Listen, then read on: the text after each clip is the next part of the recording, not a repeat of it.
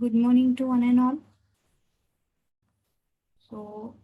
As we have started with our third unit, and today we are at the build. Let me share my screen.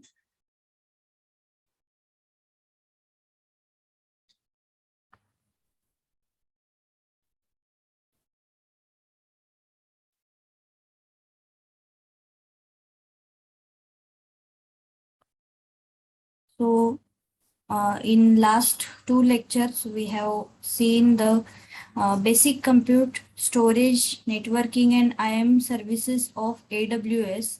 And today we are going to see the basic compute, storage, networking, and IAM services of Microsoft Azure. So we will start with the same.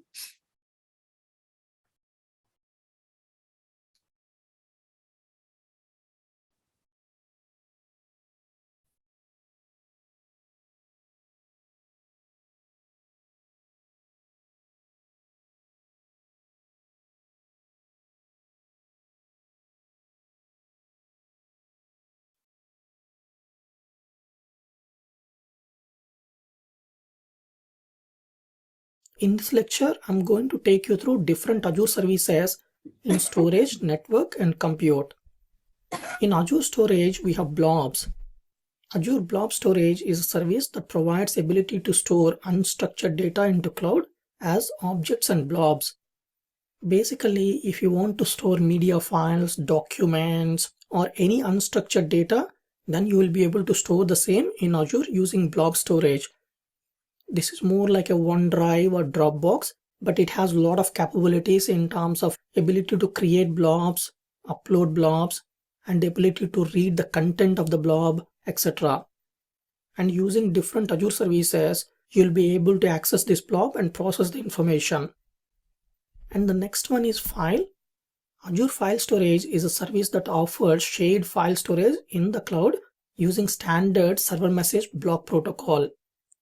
As you can imagine, there are many legacy applications with shared file storage.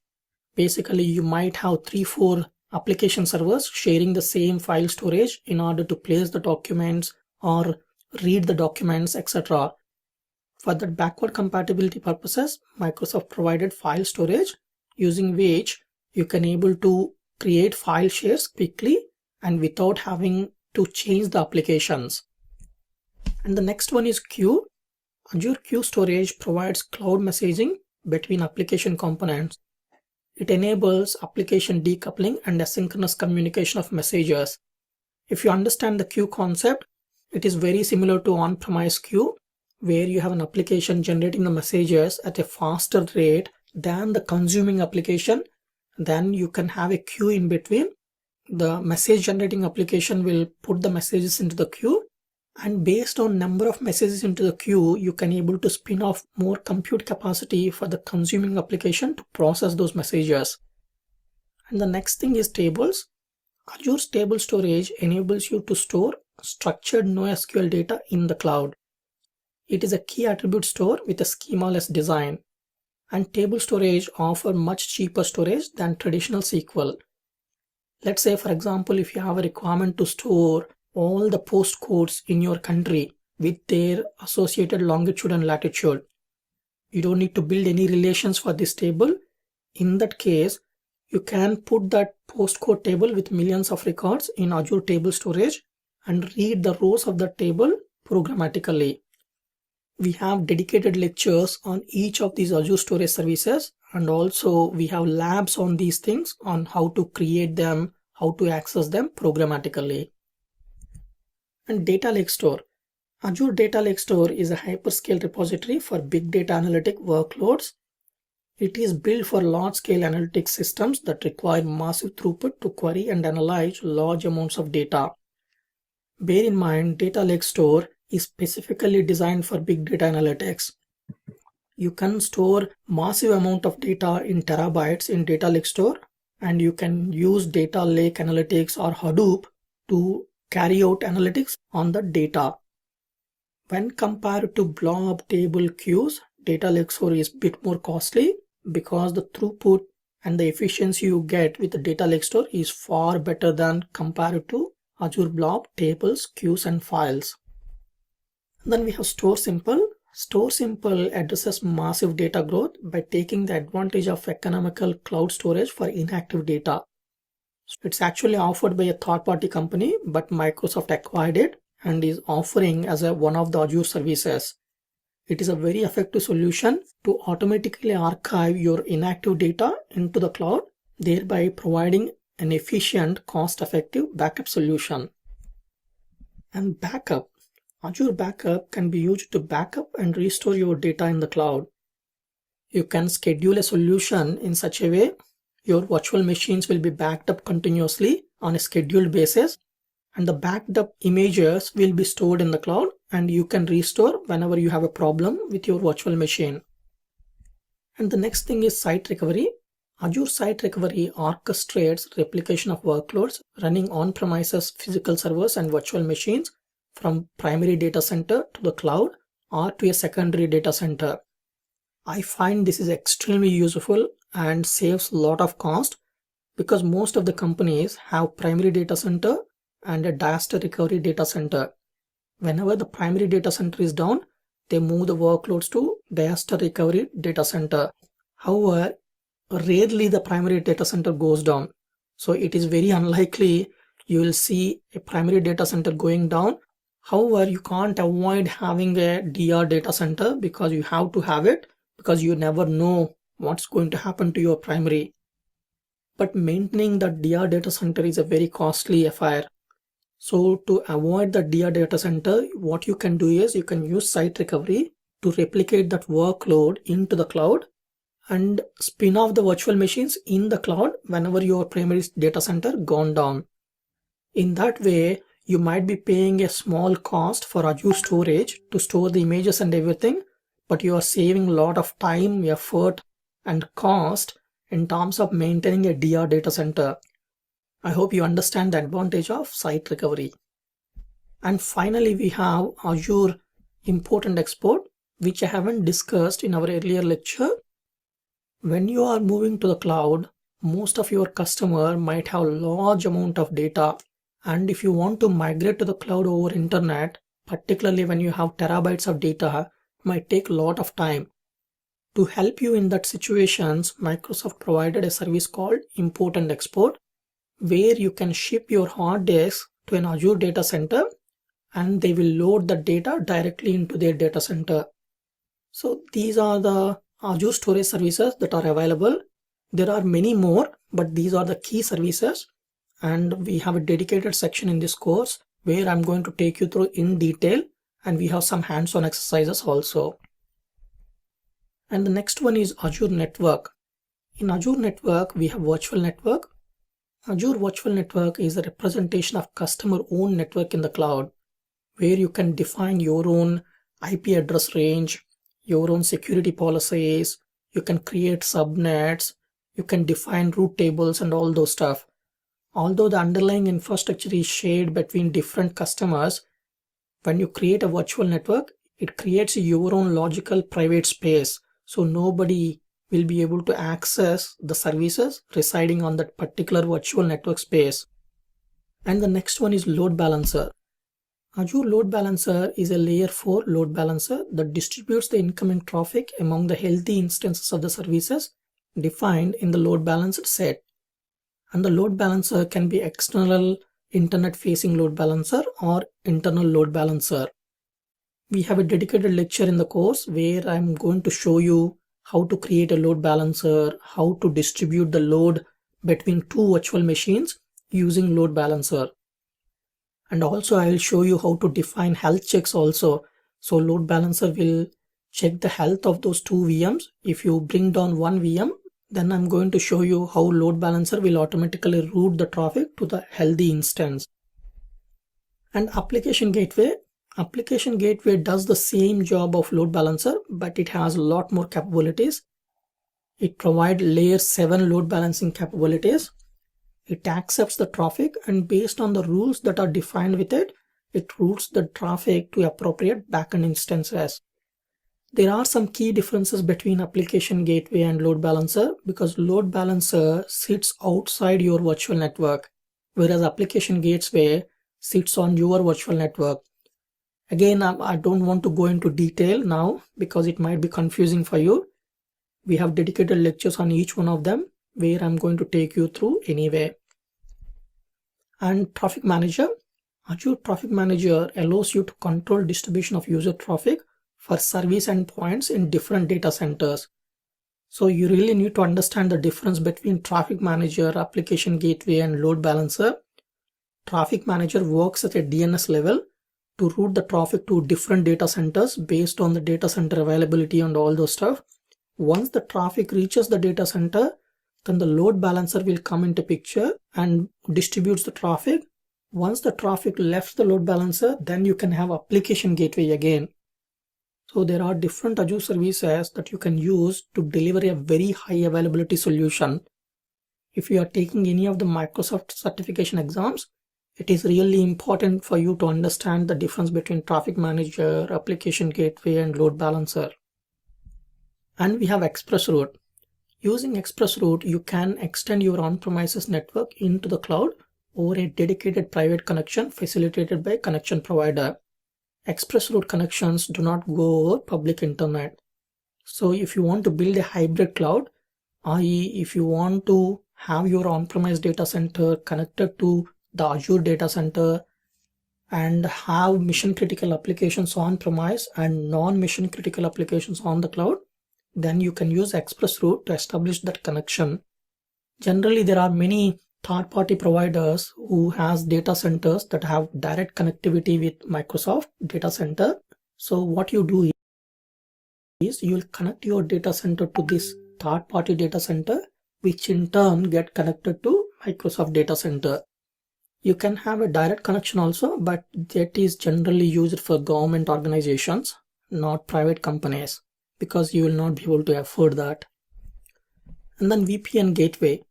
It is used to send network traffic between Azure virtual networks and on-premises locations, and also between virtual networks within Azure, that is VNet to VNet. When you compare ExpressRoute with VPN Gateway, ExpressRoute uses a private connection to connect two data centers, whereas using VPN Gateway, you will connect your on-premise data center to the cloud over internet. So obviously VPN Gateway is much cheaper when compared to ExpressRoute. And finally, DNS. Azure DNS is a hosting service for DNS domains, providing name resolution using Microsoft Azure infrastructure. Azure DNS does not currently support purchasing of domain names.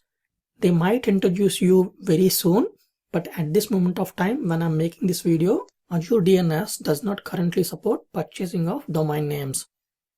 So these are the network related Azure service offerings. We have dedicated lectures on each one of them where I'm going to take you through in detail, and we have quite a few hands-on exercises on how to create a virtual network, how to create subnet, network security groups, and also how to deliver a high availability solution using load balancer, etc. And finally, Azure Compute Services. In Azure Compute Services, we have virtual machines. This is a very basic one. Azure Virtual Machine lets you create and use virtual machines on the cloud. It is basically infrastructure as a service. One thing you need to remember when it comes to infrastructure as a service is you need to maintain the virtual machine. So the configuration, patching, and maintaining the software that runs on the virtual machine is your responsibility. Using Azure virtual machines, you can create Windows, you can create Linux virtual machines also. And the next one is cloud service. I believe Microsoft is going to discontinue this cloud service. So by the time you're taking this course, it might not be available. But as it stands now, it is offered as a platform as a service where management of the platform it runs will be handled by Microsoft. So you don't need to worry about patching or configuring. And also you can install your own software and you can remote into cloud service VM. One difference between cloud service and virtual machine is cloud service is tightly coupled with application, i.e. you will not be able to create the infrastructure as a standalone. You always create coupled together with an application. We have a dedicated lecture on this where I'm going to explain what it exactly means. And the next one is Service Fabric. Service Fabric is a distributed system platform that makes it easy to package, deploy, and manage scalable and reliable microservices. These days, there are a lot of applications that are being developed on microservices framework. Basically, a single application is divided into a number of individually executable and packageable microservices and deployed on a cluster of virtual machines but are connected through microservices framework. Again, we have a dedicated lecture on this where I'm going to take you through what Service Fabric exactly mean, what are the concepts related to microservices, etc. And the next thing is Batch. Azure Batch enables you to run large-scale parallel and high-performance computing applications efficiently in the cloud. You can run on-demand or scheduled job without manually creating the required setup. For example, you have 10,000 employees. On a monthly basis, you want to run the payroll. You can able to schedule an Azure Batch, provide the necessary information, define the logic in jobs, and run the payroll. So the beauty is you're paying only for that 1 day of payroll processing for the underlying servers and computing capacity. For the other 28 days, you don't need to pay anything. If you're having that payroll within your data center, you need to maintain that infrastructure all the time. So that's the difference. And the next thing is Functions. Functions is a very cool concept. It is based on a serverless architecture. You can able to write small pieces of the code and run the same on the cloud without worrying about whole infrastructure or application runs it. Microsoft will take care of that for you. You'll only pay for the time your code runs and you can leave the scaling to Azure. Don't worry if you don't understand it. Just think of Azure Function as a small piece of code which contains a logic, and you can deploy that piece of logic on Azure, and using HTTP functions, you can call that function, provide the content in the request, and get the output as a response. So you don't need to worry about hosting the underlying infrastructure, where it runs and all those stuff. We have a dedicated lecture and hands-on exercise on how to develop a function using Visual Studio, how to deploy it, etc. These functions are mainly used in integration with different Azure services. So for example, an XML file has been placed into a blob. You can configure in such a way a function will get triggered immediately whenever a file is placed in Azure Storage. And in the Azure function, you can process the content of the file and do something with it or populate into a SQL database. So there are lots of usages for Azure Functions, which I'm going to explain in its own dedicated lecture. And finally, virtual machine scale sets. Virtual machine scale sets are an Azure compute resource that you can use to deploy and manage a set of identical VMs. If you want to provision tens of web servers at the same time with the same configuration, then you can use virtual machine scale sets.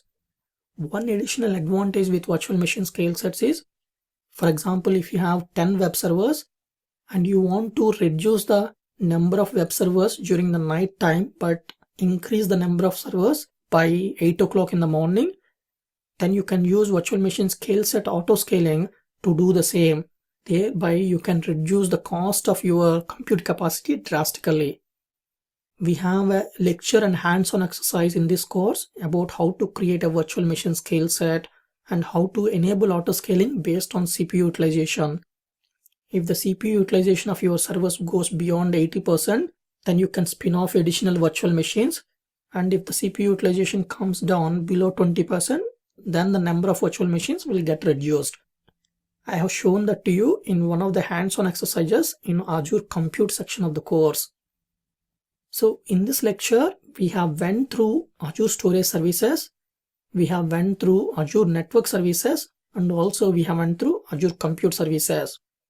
See you in the next lecture of the course.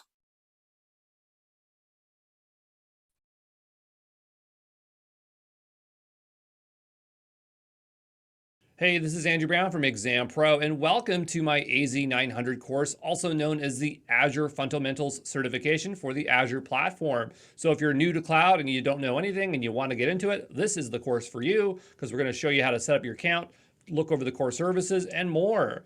And as always, I love to hear your feedback. So if you're on Twitter or LinkedIn, definitely tell me how the course is. And if you do pass, be sure to hashtag Azure Certified on Twitter, and I'll definitely reach out to you. I hope you pass, and I'll see you soon.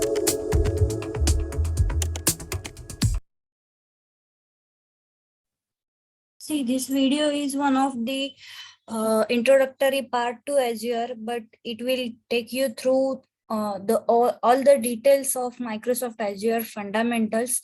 So it will be helpful in the certification as well. So after this video, you will be able to pass the exam also related to Microsoft Azure. We'll go through it. If possible, you can go for doing the certification of this also. So let us see how it will be helpful for you. Okay.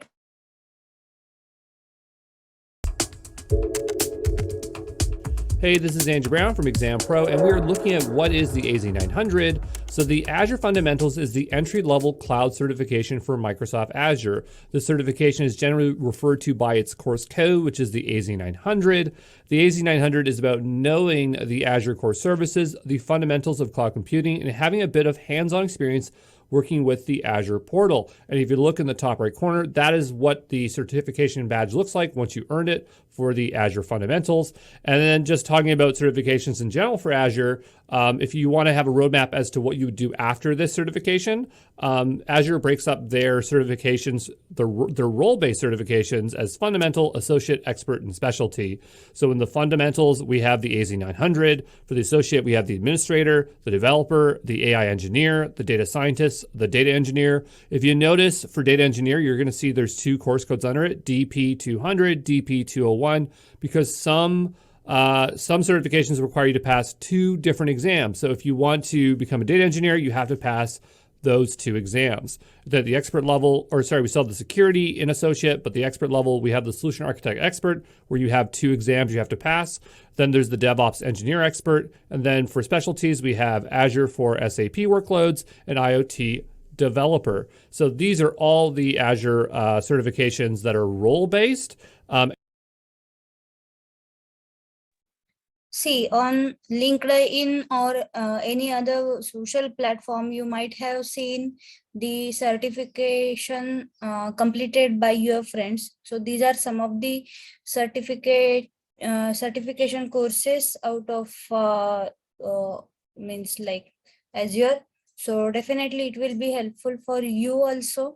So you can go through any one of it, so that fundamentals or associate or expert, from these three different branches, you can have at least one or two certificates in your hand. Azure or Microsoft used to have everything that was very service or technology specific, but things have changed to roles, which makes things a lot easier for people that are hiring, because people that are hiring will look and say, oh, you have the data engineer certification. You must know how to do data engineering. So that is really simplifying things. You can take any of these in any order that you like. So if you want to go to the expert level right away, you absolutely can. But it's not generally recommended. You should start with fundamentals, associate, go to expert. But whatever you think is best for you, that's what you have to decide. So who is the AZ900 for? Well, it's commonly obtained by sales and management to help inform VPs or CEOs reasons for their company to utilize Microsoft Azure. And among developers, it's to show they have familiar knowledge with cloud concepts. So anyone that's like, if you've had a programming background, but you just don't have cloud experience, it's just a great way to tack on the cloud skill there. And the AZ900 focuses on building security and business-centric concepts, which makes sense because if it's designed for sales and management, it's going to be things that are going to help them convince to adopt it, such as like using the TCO calculator and informing decisions like that, like knowing SLAs and things like that to drive business decisions. So what value does the AZ900 hold? Well, if you're a developer, it's not going to be that useful on your resume. People aren't going to be trying to hire you just because you have it. You're really going to have to move on to the associate or expert track. But that doesn't mean you shouldn't get this one. If you are a developer and you already have cloud knowledge in another cloud provider, say you have AWS skills, you already have an associate level, and you just want to show that you can work cross-cloud, grabbing this certification just shows that, oh yeah, okay, I poked around the Azure portal, so you'll have that transferable knowledge. So that would be a good case to get it as a developer. Or if you don't have any cloud certifications and you want to make Azure the cloud provider you want to use, then that makes sense to go get. The main reason I tell people always get a fundamental certification is because it helps them build confidence before you take a harder certification. And it also gets you familiar with the exam experience, whether you do it in person or online, because that can be extremely stressful. Okay, so now you're convinced that you want to go get the AZ900. So you're going to be asking me, well, how much time do I have to put in to gain this certification? Well, if you're a developer, say, a junior to mid developer, and you've been working in the industry for a few years, but you don't have cloud experience, I'm going to say that you're going to have to spend about 8 hours of study. If you're a bootcamp grad, so you don't really have any real world industry experience, but you want to try to tack on cloud as early as possible to help your resume and stand amongst the crowd, you're probably gonna be spending 15 hours of study. If you are in sales or management, so you just do not have a technical background, but you're trying to understand why you should adopt Azure or cloud for your business, you're looking at 20 hours of study. And the way I recommend it is you want to put 1 to 3 hours a day for 7 days. And I mean every single day. You don't want to spread this stuff out. Now, next question is, where do you take this exam? And the way it works with most cloud service providers is they are partnered with a company that is also partnered with a bunch of test centers around the world. And the one that Azure is partnered with is called Pearson Vue.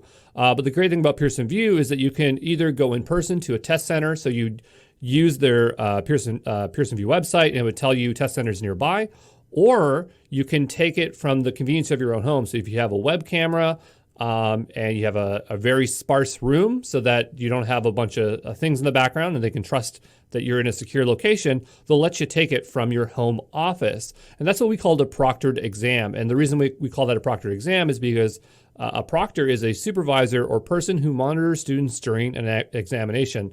So you have those both options available to you. If I had to choose one or the other, I would strongly recommend going in person, because online things can just go wrong and you don't want to have that problem. But it just depends on you, okay?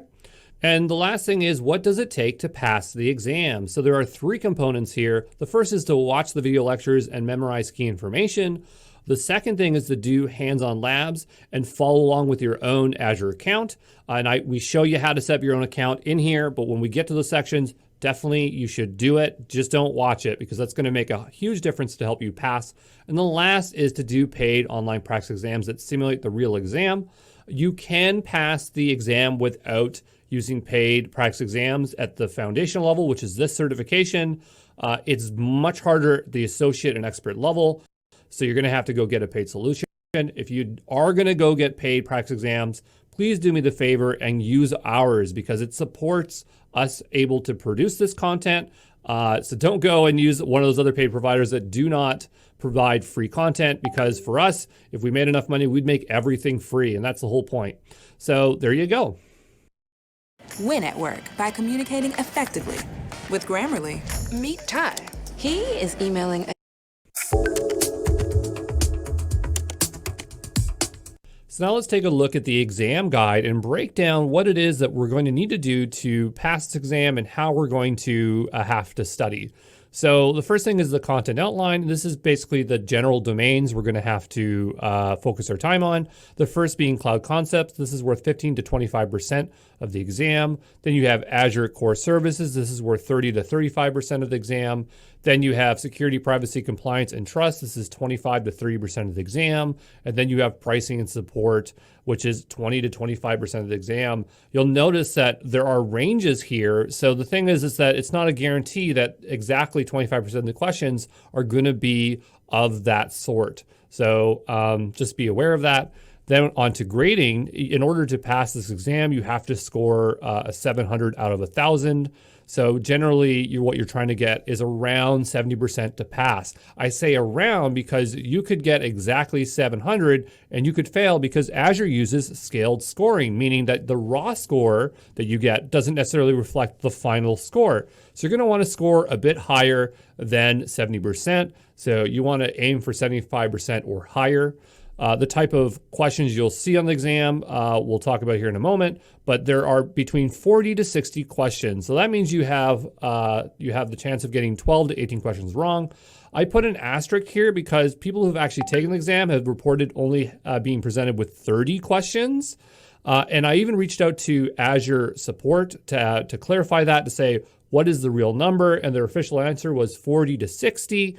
But I know that when people are taking the exam, their experience is different. There's not much I can do about it. It's just, that's what it is. It's going to be a bit fluid in terms of what your experience is going to be. But let's just go with this and say there's 40 to 60 questions. In terms of the format of the questions, you're going to see multiple choice. You're going to see multiple answer. You're going to see maybe drag and drop. And then you might see a hot area. Hot area usually just means like a couple drop downs where you have to answer two things at once. And the duration of the exam is 60 minutes. So that means you get 1 minute per question, roughly around that time. But the exam time is 60 minutes, but the seat time is 90 minutes. So seat time refers to the amount of time that you should allocate for the actual exam so that you have time that includes reviewing the instructions before you start your exam, reading, accepting the NDA, completing the actual exam itself, which is the exam time, 60 minutes, and then provide feedback at the end of the exam, which is generally optional. And the last thing is, how long is this certification going to be valid for? And it's going to be valid for 24 months. So that means you're going to be able to hold on this for 2 years before you have to get recertified. So there you go. So now I just wanted to quickly show you the exam guide. They don't call their exam guide literally exam guide. It's the Microsoft Azure Fundamentals Skills Measured. And so this gives you pretty much the information for the breakdowns in terms of what stuff you might need to learn. Tool or just security services within Azure. That page, and check this out if it interests you. Multiple apps. We didn't have to buy 4 different servers for 4 different apps. We could easily run 4 web apps into 4 virtual sub-machines. Then we had shared hosting. And so this made it a lot easier for anybody who's building websites or WordPresses. But the idea here is that you had one physical machine and it was shared by hundreds of businesses. So it wasn't a single business sharing the cost, it was multiple businesses. So this relies on most tenants underutilizing their resources though. So if you had 100 people on a server, and one person used more of the server than the others, then you could all potentially suffer from that case. But at the very least, you are getting very, very cheap servers, but there are definitely some limitations. So now coming down to cloud hosting gives us the best of both worlds. So we have multiple physical machines that act as one system, which it could be described as the cloud. And that system is abstracted away into multiple cloud services. So you get flexibility, scalability. It's very secure, it's very cost effective, and it's highly configurable.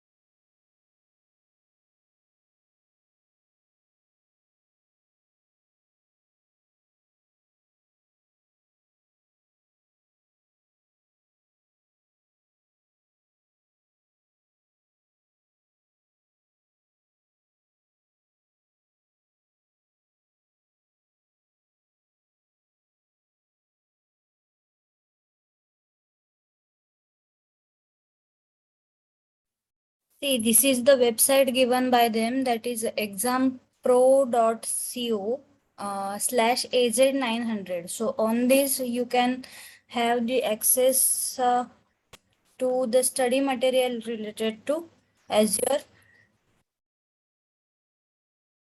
So here are also some of the cloud concepts are given.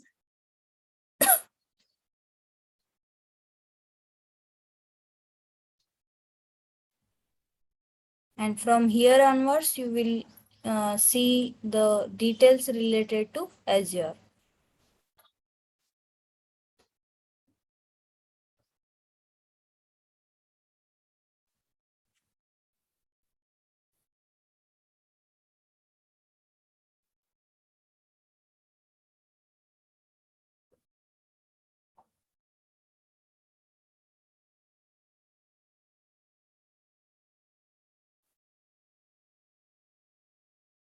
Hey, this is Andrew Brown from Exam Pro, and we are looking at the evolution of computing, and this is going to really help you to understand the different layers of compute. And so we're going to start from on the left-hand side to dedicated and work our way all the way to functions. So what I want you to know is that when we're talking about dedicated, this is a physical server wholly utilized by a single customer. And so the idea is that this customer has purchased this dedicated piece of hardware. But the thing with this is that you have to guess your capacity. So when you buy it, it's like a capital cost, or you're purchasing for like the whole, like you have to plan how you're going to fully utilize it. So you're going to overpay and you're going to have underutilized servers. And the reason why is that when you first launch your app, it might be small and then you're expected to grow into that space, but you're just not using that space until you grow into it. So it's considered wasted. If you want to upgrade beyond your capacity, this is going to be slow and expensive. You literally would have to buy a new server that's larger and then move everything over. You're going to be limited by your operating system. So whatever operating system is installed, that's what you're going to have. You're going to have multiple apps. If you do install multiple apps onto a dedicated server, you might have conflicts in resource sharing, but generally it's recommended to only have a single primary application on a dedicated server. You are going to have a guarantee of security, privacy, and full utility of the underlying resources, because that's the whole purpose of having a dedicated server is. Sometimes dedicated servers where you have full control of everything is called bare metal. And that's basically mimics what it was like to have a server on premise or back in the day. And they still exist. So that is dedicated. And we'll move on to VMs.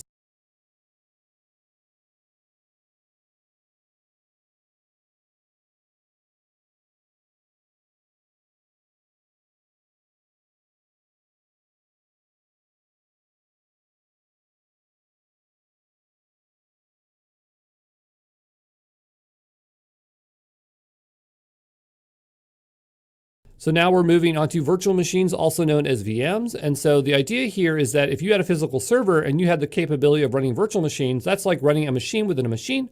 And so now you're able to run multiple applications on a single machine.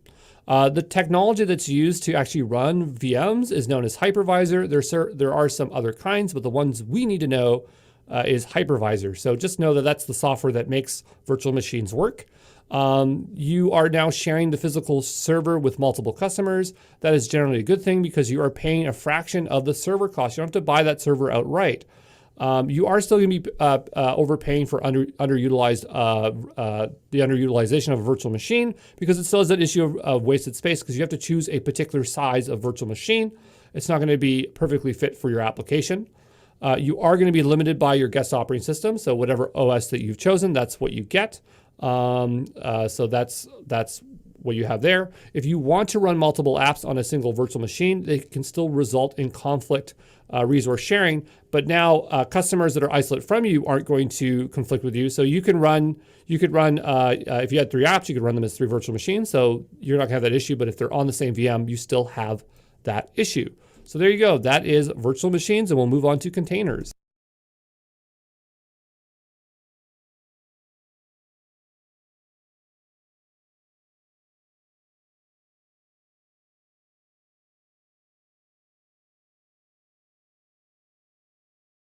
Hey, this is Andrew Brown from Exam Pro, and we are looking at the concept of containers. And so this takes it a step further, where we have virtual machines and we're running multiple containers. So we're further subdividing the way that we run our applications. And the technology that is used to run containers within a VM or on a physical server is called Docker Daemon. If you're using Docker for containerization, that's the most common one. but that's going to let you run multiple containers. And you can maximize the utility of the available capacity. So this is extremely more cost effective, right? So that available space is always there for you to launch more servers within, or you can expand the usage for your app to take up that available space. Your containers share the same underlying OS, so the containers are more efficient than multiple VMs. But the great thing is that you can have different OSs. So the idea is that each container can technically be running a different OS. And so now you have a lot more flexibility. It doesn't seem like you could improve upon this further, but we will when we move over to functions.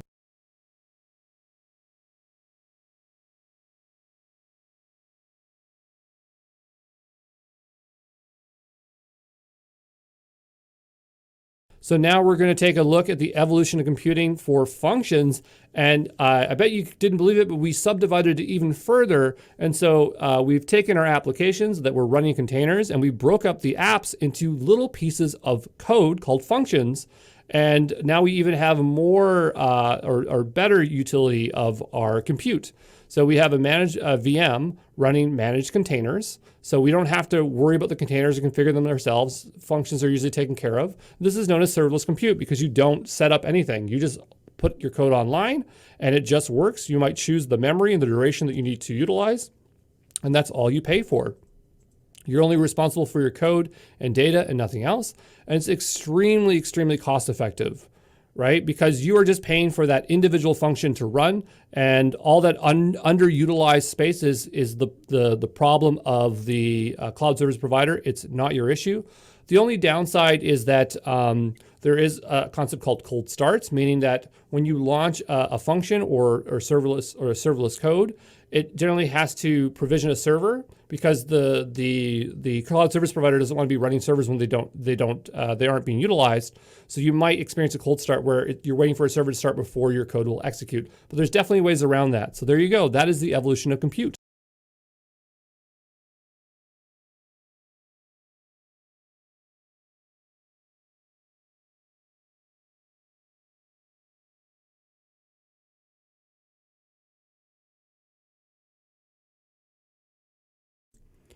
Hey, this is Andrew Brown from Exam Pro, and we are looking at regions and geographies for Azure.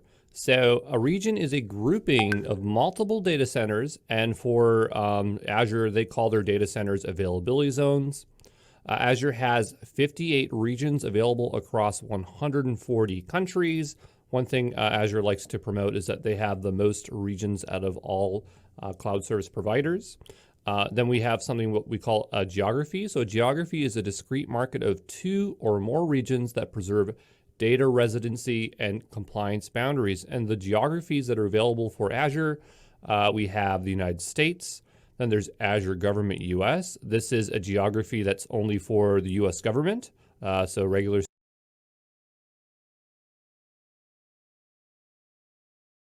citizens cannot use it. Then you have Canada, that's where I'm from, Brazil, and Mexico. And I just want to emphasize that data residency and compliance boundaries for geography. And I just want to give you an example. So imagine you live in Canada and you work for a Canadian company. You want to guarantee that the data will remain within Canada for whatever government regulatory reasons. So then you'd want to use the Canada Azure geography because that data would never leave Canadian soil. So that's the case there. And I just want to give you kind of a visual example. So on the left-hand side, we have 2 regions. We have US East 1, and we have the Europe Norway East region. And in those regions, I'm not showing it here because I don't want to make it too complicated, but there would be availability zones, and we could launch resources. So we have some servers, virtual machines. Those are the images you see within the regions. And generally the way regions work in Azure is that when you go to launch a resource, you choose the region at that time of creation. So if you're launching a virtual machine, it's going to give you an option to choose a region, and you just choose from that list. So yeah, there you go. So I just made my way over to Azure. So I just typed in Azure Global Infrastructure because I just wanted to show you the big map of all the regions and where Azure is available all throughout the world. Because sometimes it's nice to look here. So we can see we have stuff down in Australia. We have regions in Africa. We have a region in South America. We have a lot in North America. We have a lot in Western Europe. And then we have some in Asia here. So we have Japan, China, all over the place. So, you know, if you want to look a little bit more into that, there's a lot of good information here on the global infrastructure pages. But that's about it. I just wanted to show you that world map.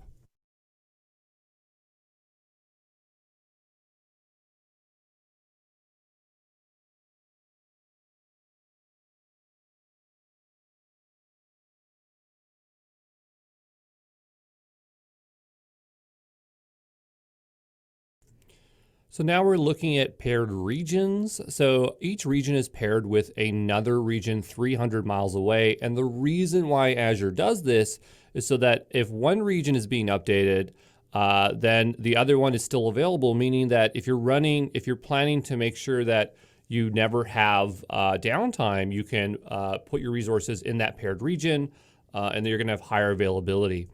So some Azure services rely on paired regions for disaster recovery. So when you turn those services on, they're automatically going to launch in that paired region. One service which would help you leverage your paired region would be a service called Azure. Well, it's a feature of storage, but it's called Azure Geo-Redundant Storage. So it replicates your data to secondary region automatically, ensuring that the data is durable even in the event that the primary region isn't recoverable.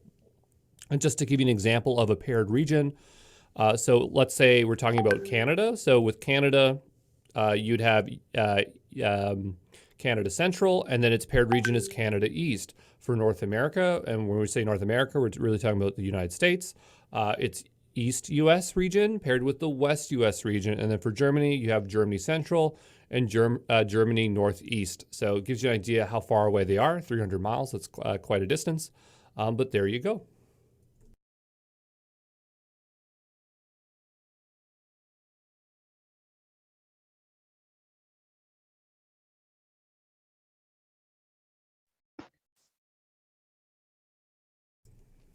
Hey, this is Andrew Brown from Exam Pro, and we are looking at region types and service availability for Azure. And what I want you to know about service availability regarding regions is that not all cloud services are available in every single region. And there's infrastructure reasons as to why, and there's compliance reasons as to why. So Azure has two types of regions. They have recommended regions. These are regions that provide the broadest range of service capabilities. What that means is that the majority of services are going to be available in this region. And this recommended region is designed to support availability zones. Then you have alternate regions. And these are regions that extends Azure's footprint within a data residency boundary where a recommended region also exists, but they're not designed to support availability zones. That doesn't mean you can't launch resources within them. It just means that when you go to launch a resource, you're not going to choose an availability zone. And these regions are labeled as other when you're in the Azure portal. Now let's talk about general availability. So general availability, abbreviated to GA, is when a service is considered ready to be used publicly by everyone. So if you have a service or product and it was in beta and now you're ready to sell it to people, that means that it's GA. But just because it's ready to sell, there's also the conversation around whether it's actually available to use. And that's going to be determined based on the category that the Azure Cloud Service is in. And so Azure categorizes three different types of availability for services. And the first one is foundational. So a cloud service that is foundational is going to be available immediately in a recommended and alternate regions when it goes GA, or at least in 12 months of the time that it was announced. Then you have mainstream. So these are cloud services that will become immediately available in a recommended region or in 12 months when it goes GA. But for the alternate region, it may become available based on the customer demand.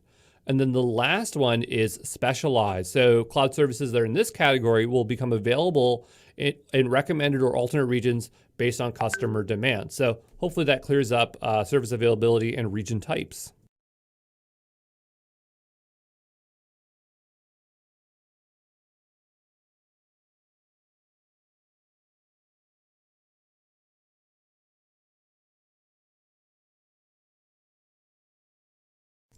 Hey, this is Andrew Brown from Exam Pro, and we are looking at fault and update domains. So An availability zone in an Azure region is a combination of a fault domain and an update domain. So a fault domain is a logical grouping of hardware to avoid a single point of failure within an AZ. And so basically it's a group of virtual machines that share a common power source and network switch. The reason why Azure does this is that so if part of the data center fails, then other servers won't be taken down with it. So let's say there's a fire within the data center in one particular region, it won't affect other hardware that is running. Then you have update domains. And so update domains is when Azure needs to apply updates to the underlying hardware and software.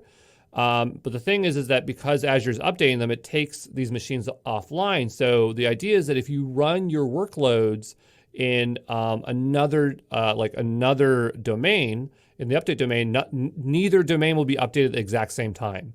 And that way you won't have downtime because of updates.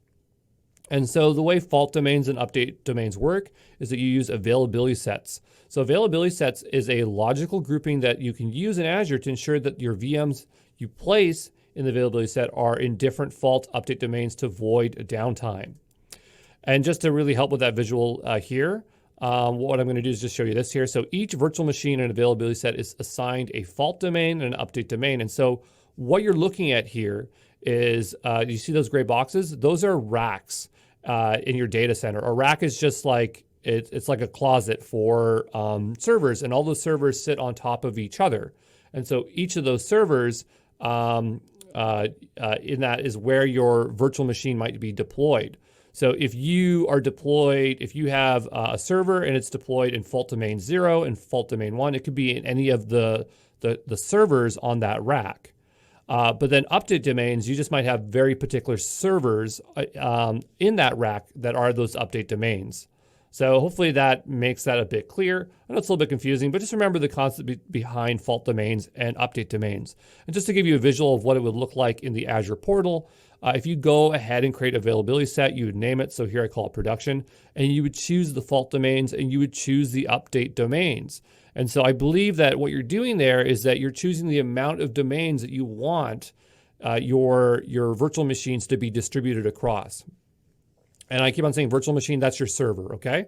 So if you say 2 fault domains, that means that when you launch 2 servers and you put them into that availability set, they're gonna be across 2 different fault domains. And if you launch 5 servers, and your update domains is at 5, that means it's going to be across 5 different servers that are isolated from each other. So hopefully that makes sense, but that's fault and update domains. So I quickly just wanted to show you the fault and update domains that are in Azure here. So the idea is if you're launching a virtual machine and you want to control the availability set, what you can do is you can go down to here where we have availability options. We're going to drop it down and choose availability set. And then we don't have an availability set, so I'm going to go ahead and create one. If I just click there. And so when we create a set, we can say, production set. And so we have these two dialogues here. And so what it is when you say there's 3 fault domains, that means that if you were to launch 3 VMs and you put them all into this availability set, it'll be spread across 3 different racks so that if a rack goes out, 2 other racks are operational, and so your service will remain available. And then down below, it's the same thing. On a rack, there might be multiple machines, and certain machines will be scheduled for updates, but they won't all be updated at the same time. So if you're saying this, you'll say spread it across 5 machines, and that's all there really is to it. So I just wanted to show you where that was when you actually launch it for a virtual machine.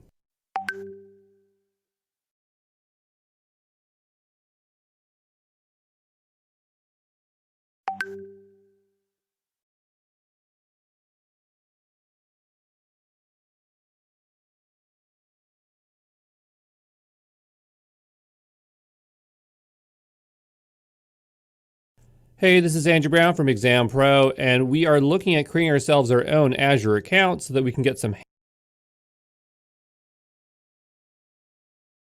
hands-on experience with Azure. So what I've done here is I've gone to azure.microsoft.com, and that's what I want you to do as well. And then when you're here, just look for free account. They have it everywhere, so they have it here, and they have it here, and I bet you could even get it through sign-in. But what I'm going to do is just click free account here in the top right corner. This video will demonstrate you how to create Azure account free access. So just have a look on it. And then when I'm here, we're going to have another start free button. So we'll go ahead and click that. And so now we have to log in with our Microsoft account, or if you don't have one, we'll create one. I'm going to create a new one. And I created an email just for this tutorial here. It's called azure@exampro.co. And I'm going to need to set a password. So I'm just going to go off screen and generate myself a password. Great, so I just generated myself out a very strong password, and I'm just going to paste that in there, and I'm going to proceed forward. And so the next thing it's going to ask is it's going to send me an email to my email there, and I'm going to have to enter a verification code. So I'll be back here in a moment to show you that code. Okay, so I went ahead and checked my email, and immediately I received a verification code. So mine is 6599. Yours is going to be different. So I'm just going to go ahead and enter mine in here. So it was 6599, and I'm good. I don't need any tips or offers, and then we'll proceed to next. And so now before we proceed, we have to complete this challenge here. So let's give it a go. So we have XN5 WWWQ.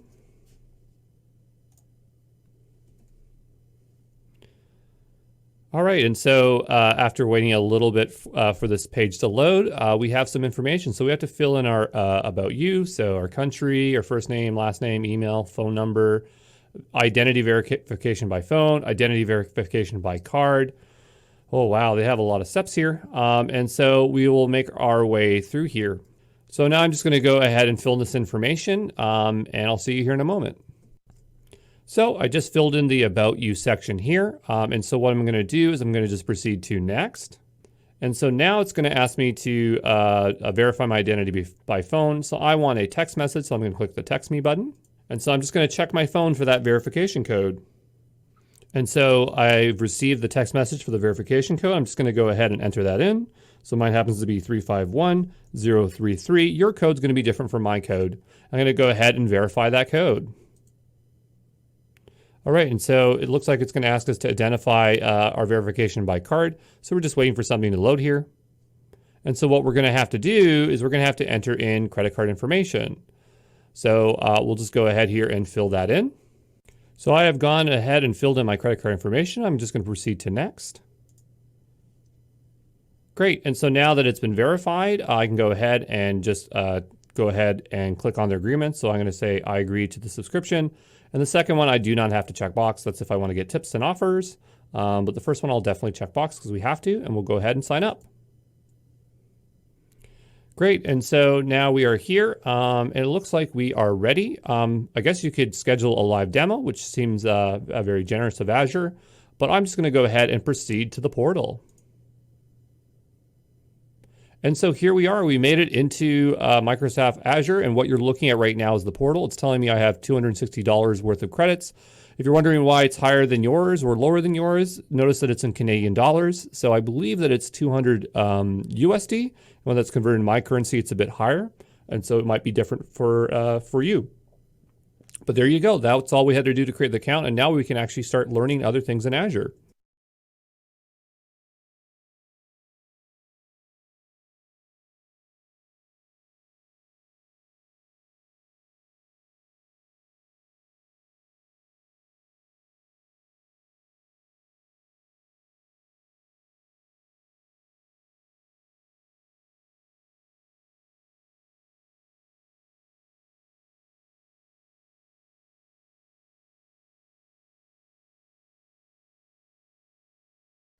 Okay, so out of these all technologies, you can go through each one of them, but whatever is important, I will go through that in this lecture.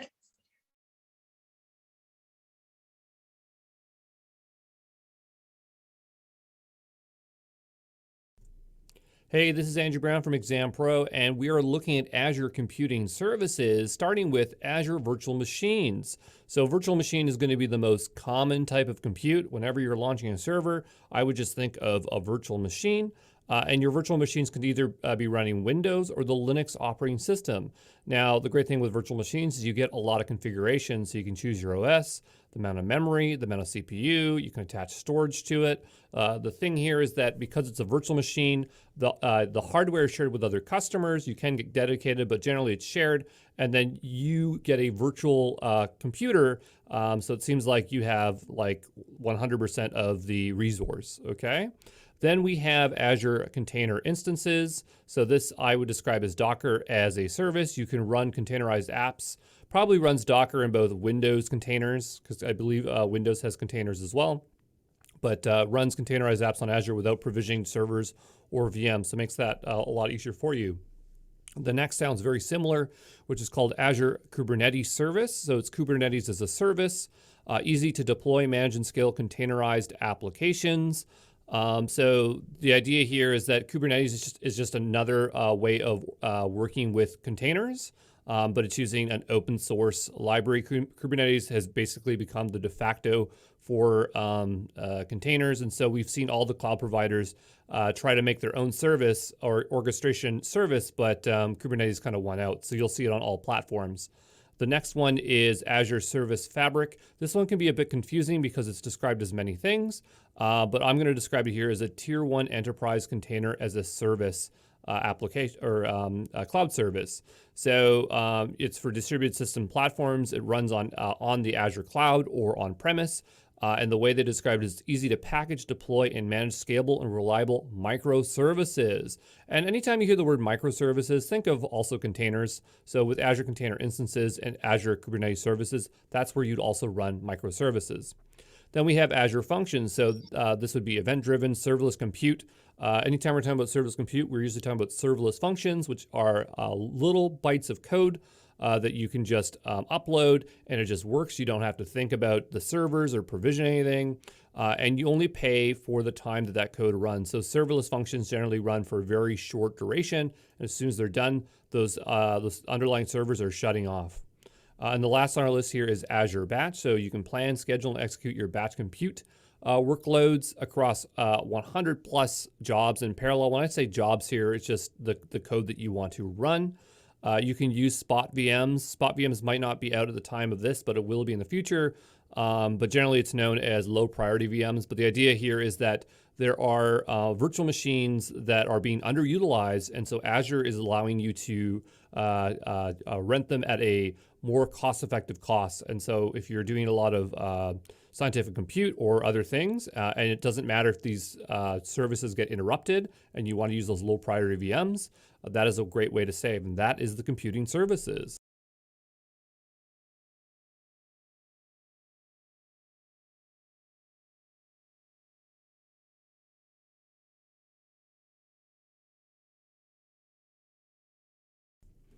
Hey, this is Andrew Brown from Exam Pro, and we are looking at Azure Storage Services, starting with Azure Blob Storage. So I would describe this as object serverless storage. So if you ever heard of object storage or serverless storage, this is going to make sense to you. So you're able to store very large files and large amounts of unstructured files. And the idea here is that you pay for only what you store.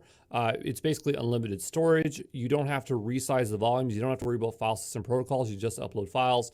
And that's why it's considered serverless storage. Then we're going to move on to Azure Disk Storage. This is the most common type of storage you'll encounter.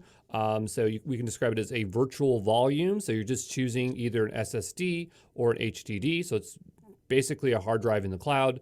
It has encryption by default, and it's attached to virtual machines. So anytime you're spinning up a virtual machine, it's probably spinning up also Azure Disk Storage attached to it.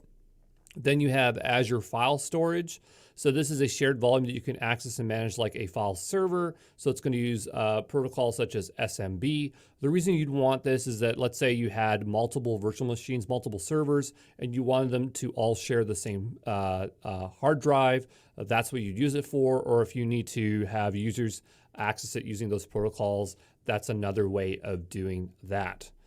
Then you have Azure Q Storage. Now I put an asterisk in front of it because this is just a weirdly named service. because this is really for a messaging queue. This is actually for application integration, but I listed here because they put the word storage on it. So I just think it's poorly named. And even the way they describe it is just makes you think it's storage, but it's a data store for queuing and reliably delivering messages between applications. So it's just integrating two applications together, passing messages along. Another one that's confusing is Azure Table Storage. I would put this in the database categories, and it's a NoSQL database, and specifically it's a wide column NoSQL database. And as they describe, it's a NoSQL store that hosts unstructured data independent from any schema. So just be aware of those two. They're just very poorly worded. Then you have Azure Data Box, and also its upgraded version, the Azure Data Box Heavy. This is a rugged briefcase computer and storage designed to move terabytes or petabytes of data.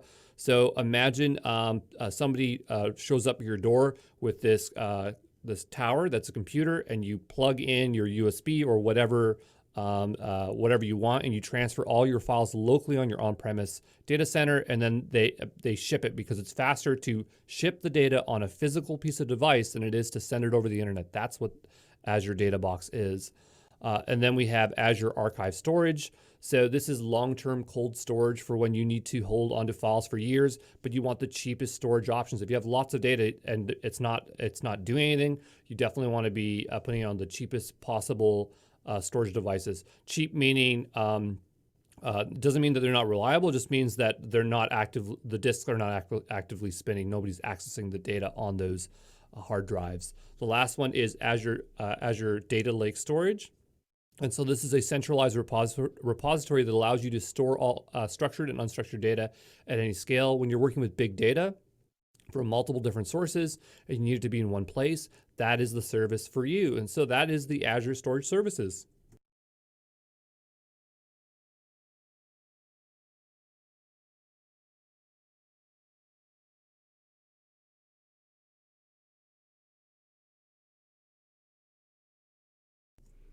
Hey, this is Andrew Brown from Exam Pro, and we are looking at Azure Database Services. Starting at the top of our list is Azure Cosmos DB. This is a fully managed NoSQL database. It's designed for scale with guarantee of 99.999% availability. Azure loves talking about this database. It's their flagship database because it works at incredible scale and an incredible performance. So whenever you're thinking about like super large databases, think of Azure Cosmos DB. Next on our list is Azure SQL Database, and even though it doesn't have it in its name, this is for the MS SQL engine. So if you're running Microsoft SQL, you're going to want to use this. It's fully managed with autoscale, integral intelligence, robust security. So it has a lot of great features built around this for MS SQL databases. Now, if you're not using MS SQL and you're using something like MySQL, Postgres, or MariaDB, they have Azure Database. So it's fully managed and scalable with high availability and security. Then you have SQL Server on VMs. Again, it doesn't have it in its name, but it's Microsoft SQL Engine. Okay, anytime it says SQL Server, just assume that it's the Microsoft flavor of SQL. And the idea for this one is that if you already have SQL servers running on premise within your data center and you want to move them onto Azure, this is where you'd use a lift and shift. So it takes those virtual machines and directly moves them onto the cloud. You don't get all the functionality that you would with Azure SQL Database, but it's the easiest way to get onto the cloud. Then you have Azure Synapse Analytics, previously known as Azure SQL Data Warehouse. It's because they added an analytics component to it, but it's a fully managed data warehouse with integral security at every level of scale at no extra cost. Then you have Azure Database Migration Service, so migrate your databases to the cloud with no application code changes. So there's that service. Then you have Azure Cache for Redis. So if you need an in-memory cache that is using the open source Redis, you can use that. And last on our list is Azure Table Storage. We mentioned this in the storage services, but to me, this is a database. It's not a storage service, even though it's named as such. So wide column NoSQL database, a NoSQL store that hosts unstructured data independent of any schema. So there you go. That's the Azure Database Services.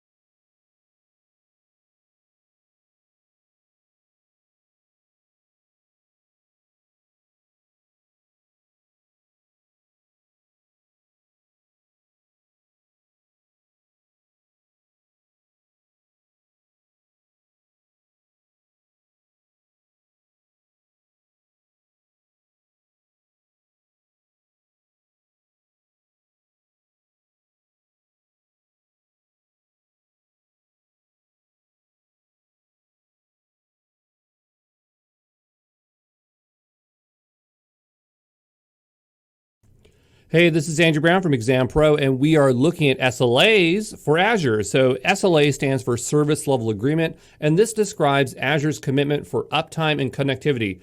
That means, like, if you have a web server, Azure's going to say, yeah, we guarantee 99.9% of the time it's going to remain running throughout the year. It's not going to go down. So that's kind of the idea behind an SLA.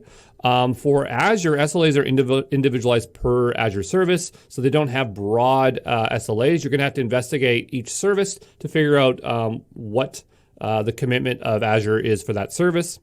And the way we describe these SLAs in terms of uptime and connectivity is through performance targets. Now, a performance target is just a representation in the form of a percentage.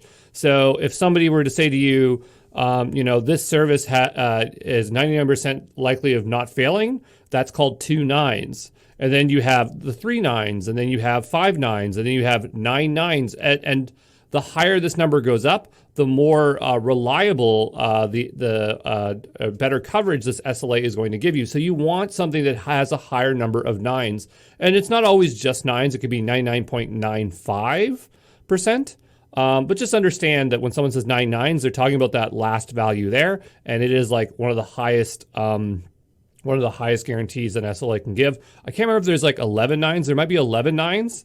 But generally 9 nines is the upper limit. And just to mention is that for Azure, if you are using the free tier or shared tiers, you do not get SLA because they just do not provide support for those because you're consuming everything for free. So you have to be paying to get the advantage of that SLA guarantee. So I did say that the SLAs are service specific. And so if you want to actually go investigate, all you got to do is type in Azure SLA into Google, and you should be able to make your way to this page. And what we can do is we can click into any of these here. So if I go to Database and we choose Cosmos Db, and we just expand our information here, we get tons of information about their SLAs. And then our performance targets are down here. So we have this for availability. This is for read availability. So they have a lot of information. As I said, it's for basically any service, anything you want, just click into it. And they have all that SLA information. So there you go.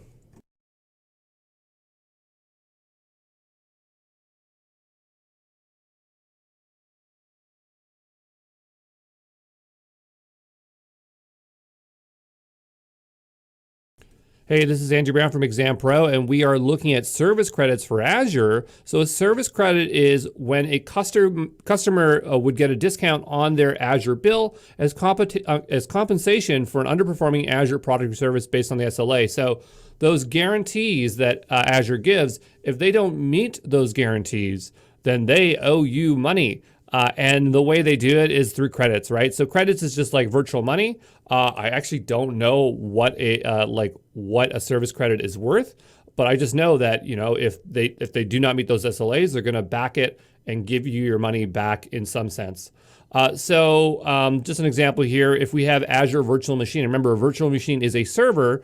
If you had a monthly uptime percentage of 99.9, so if it was under that, then you'd get a service credit of 10%. If it was under 99, then you get a service credit of 25%. And if it was under 95, you get a service credit of 100%. So I guess what that means is maybe it's the cost of what you spent. But anyway, I'm not exactly sure. But I would take a guess that if let's say the uptime was under 95% and they're going to give you a service credit of 100%, maybe it's 100% of your resources given back to you. So if you spend $100, you get that $100 back. So there you go.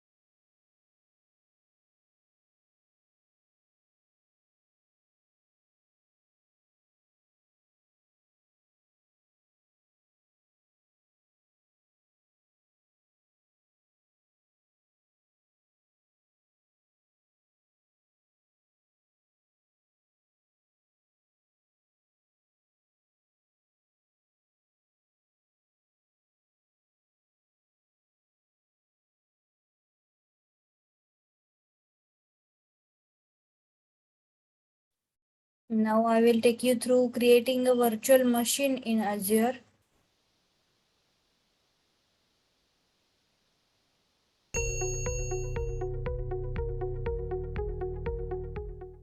Hi guys, welcome to another video by Simply Learn. Today we are going to learn about the Azure Virtual Machine. So without further ado, let's get started. Before getting in depth, let me tell you what's in store for today. First, I'll be talking a little about Azure. Next, I'll start off by explaining the Azure Virtual Machine. Then, I'll be focusing on few benefits of Azure Virtual Machine. Moving forward, I'll be going in depth with the Azure Virtual Machine components. And finally, we will be looking into a demo on Azure Virtual Machine. All of us may have heard of Azure at one point of time, but what is Azure? Let me explain. Azure is a cloud service created by Microsoft for building, testing, and managing applications and many services through the Microsoft data centers. The Azure hosts web applications over the internet with the help of these data centers. Azure is very flexible. It gives an option to have the functionality as required. You can pay as you consume, switch to Azure, and accommodate the business fluctuations.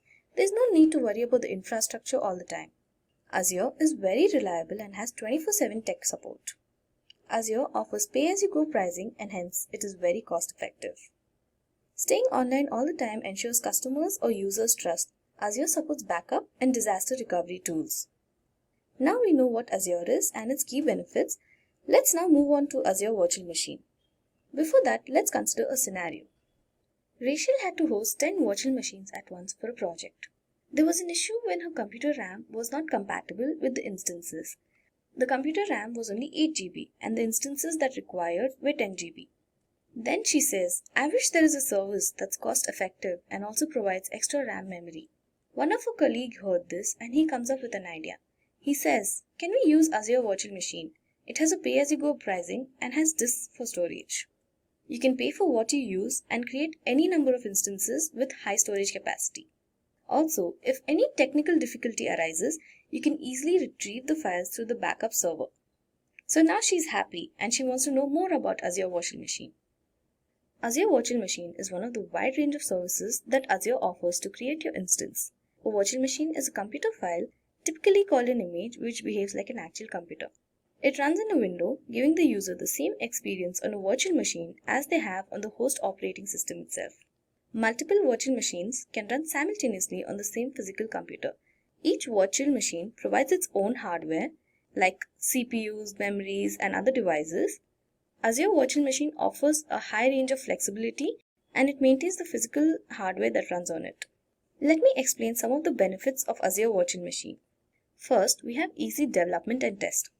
Azure Virtual Machine has a quick and easy way to configure the computer that is required to code and test an application. Next, agility and scale. Azure Virtual Machine is agile and the ability to clone and spin up multiple instances of the same virtual machine allows us to scale services and applications rapidly, efficiently, and very cost effectively. Azure Virtual Machine provides enhanced performance. Demands for applications can fluctuate, so you pay for the virtual machines you need and shut down the unnecessary ones to save the cost. Azure Virtual Machines provide extended data center and can be easily connected to an organization's network. It is easy to set up your redundant infrastructure on Azure, and Azure provides a full disaster recovery site at a fraction of the cost. Furthermore, let me explain Azure Virtual Machine components in details. Virtual Machine comes under the compute domain of Azure. It also offers various services like availability sets, snapshots, disks, images, and many other services like hosts. Virtual Machine can be clubbed with other services like disks, images, availability sets, hosts, and many more. So, the first component and the most important component is the operating system. The operating system creates connections to the remote desktop session host. There are many operating systems available like Ubuntu, Red Hat, Linux, Windows Server, CentOS. You can also set the operating disk size so that the memory is not wasted. The next component is disks. Azure Virtual Machines use attached virtual hard disks for storage. There are two types of virtual hard disks. First is an image. It is a template for creation of new Azure Virtual Machine. Then we have disks. It is a bootable virtual hard disk. All durable disks are backed up by page blobs in Azure Storage.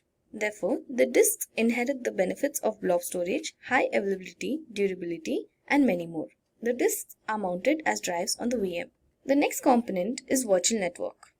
Many components operate the virtual machines in a scalable and secure manner.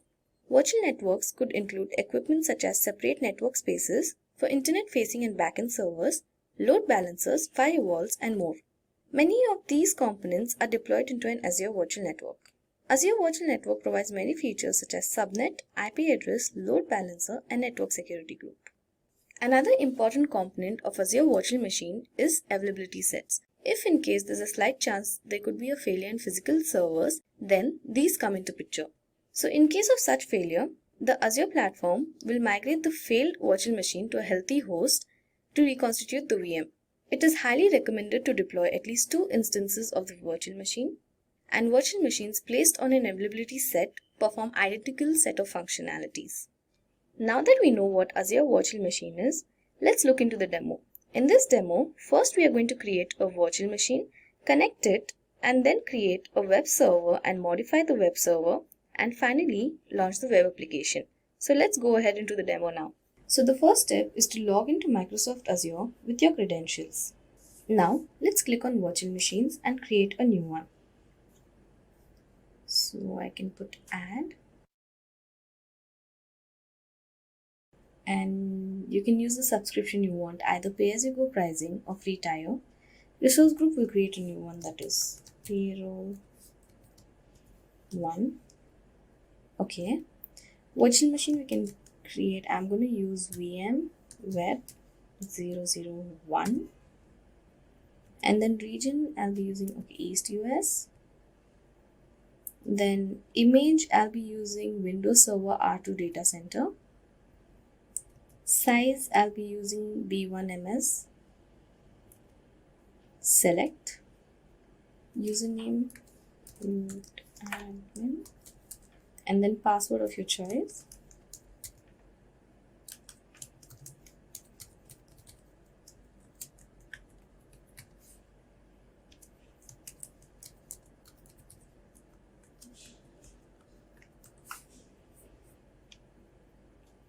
And then I'm going to allow selected ports and choose RDP3389 and next.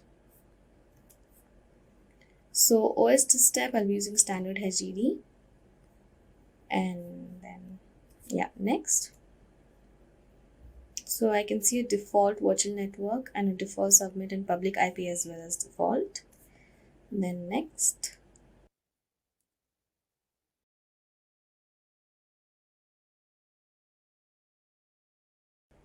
You can allow for auto shutdown, but again, it's entirely your choice. I'm going to select an extension to install, and I'm going to install Microsoft Anti-Malware. Create, okay. I'm going to create a few tags now. Let's go ahead with it.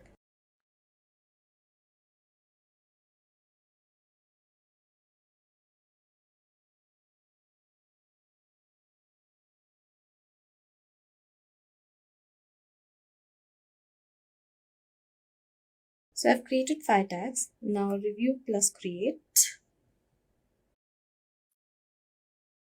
Okay, so everything seems good. Let's create now. So the deployment is going to take a few minutes. Let's wait for it.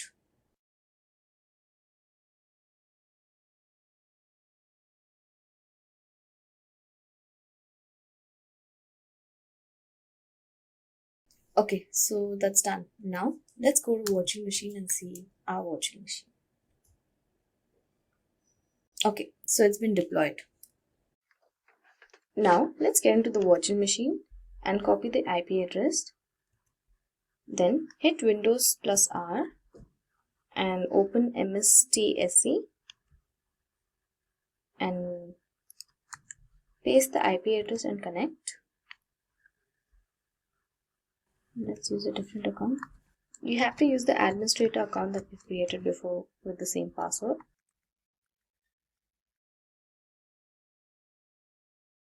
Click OK.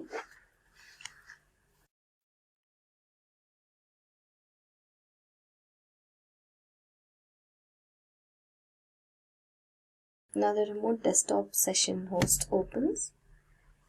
The next step is to click on Server Manager and add roles and features. Click on Next.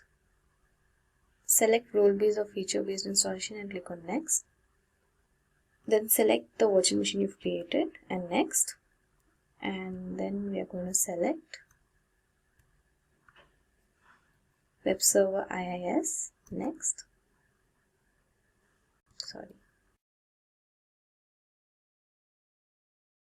Next. Okay, so it's already installed on my computer, but you have to install this. Then let's close this and open Internet Explorer.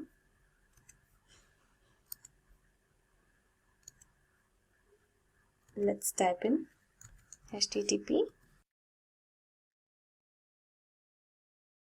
localhost. Yeah, so now we can see the default browser opening. Let's minimize this and let's try it here. Here you have to just put the IP address. I think there's an issue.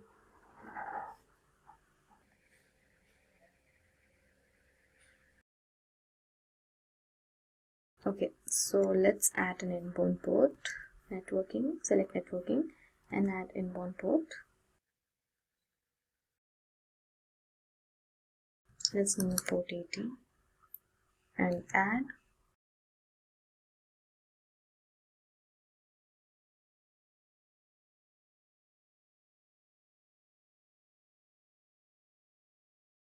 Okay, so it's added. Now let's go and refresh it.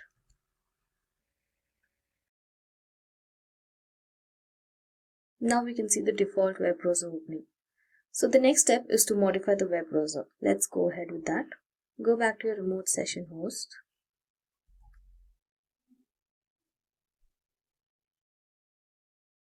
Let's go to File Explorer. So certain folders are created in the C drive. Let's open that. It would be under inetpub. So this is where the default browser is coming from. Now let's make a new text document.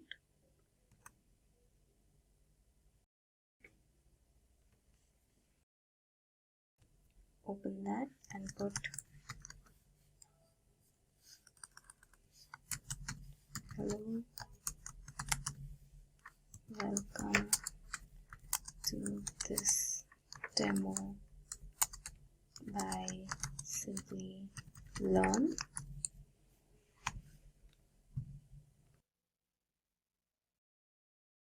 Save it, close it. Let's rename this as index.html.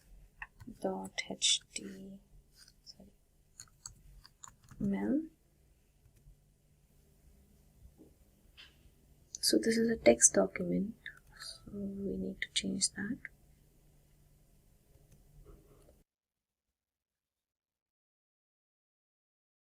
Okay, let's roll this. Okay, that's done. Now let's go back to our Internet Explorer and hit F5. Let's refresh this.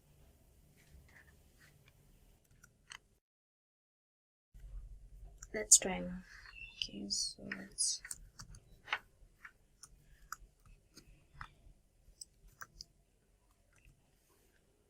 so it's done. Now let's go back to the previous browser and try. Let's refresh. Yeah, that's done. Now we have reached the end of this tutorial. First, we saw what is Azure. Then we went through the Azure Virtual Machine and its key benefits. And then we saw Azure Virtual Machine components. And finally, a demo.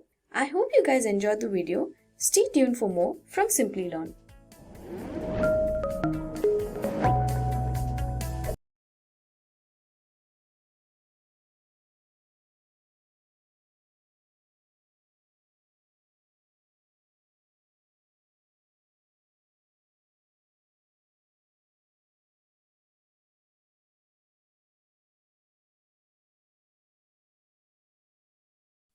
So almost all the details related to Azure are done from my side.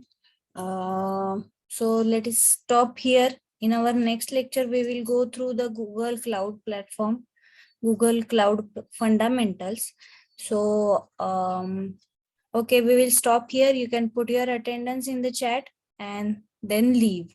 If you have any doubt, you can ping me personally on my WhatsApp. Thank you.